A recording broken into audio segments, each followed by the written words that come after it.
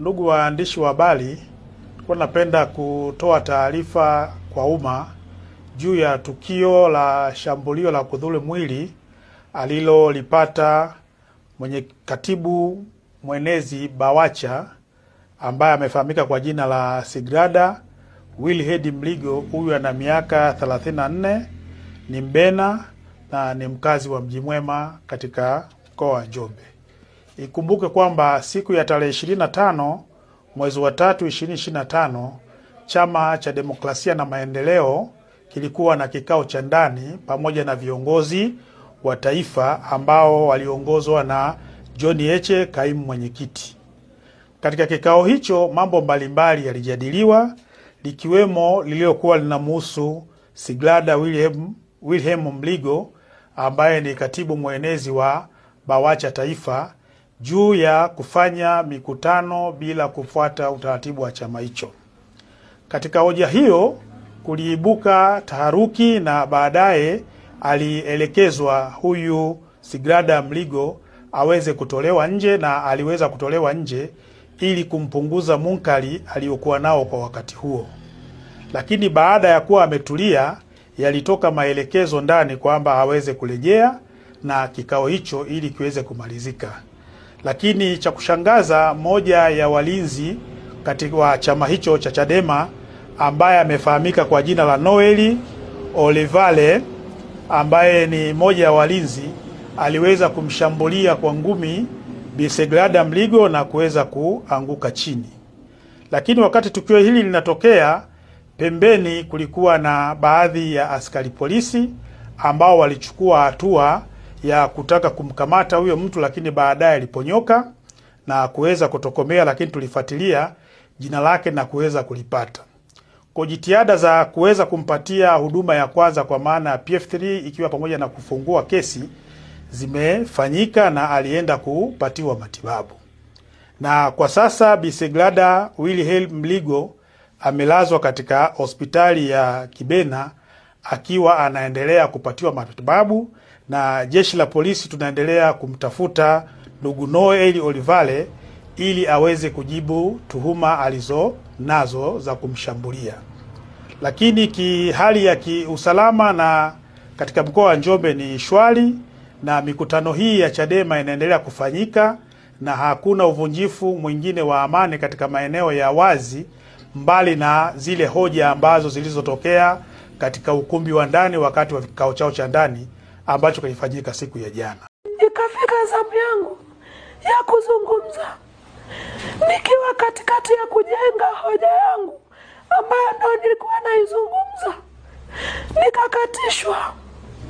Nikaambia makamu, ili unielewe vizuri na upate uhalisia vizuri, nipe muda nizungumze. Akasema kaa chini. Nikasema ufai utende haki, nisikilize. Naomba unipe muda nikusimulie vizuri hili jambo, kwa sababu unatakiwa ulijue kiundani. Akasema kwamba kaa chini. Nikasema sawa mwenyekiti, lakini tunaonewa, naomba utusikilize. Akasema toka nje. Nikasema sawa bosi wangu, natoka nje. Nikatoka. Nilipotoka nje nikamtumia message. Nikasema mwenyekiti, naomba nirudi makamu, naomba nirudi mheshimiwa. Mambo ni mengi ya kuzungumza leo, nipe nafasi nizungumze.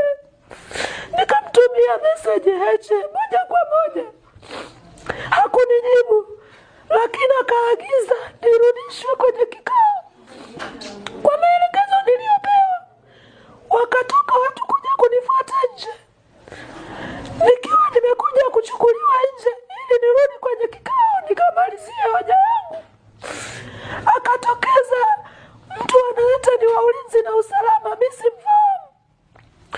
Akajitokeza na manywele kama malasi, amepanda hewani, akatoka na kimbia mlangoni kabla mimi sijaingia. Yani ile mara wametoka kunichukua nje, nataka kuingia ndo akanikimbilia, akanipiga ngumi kichwani. Nilidondoka pale pale, na baada ya kudondoka nikadondokea kisigino cha kichwa na mkono ukaenda kujibamiza kwenye jiwe.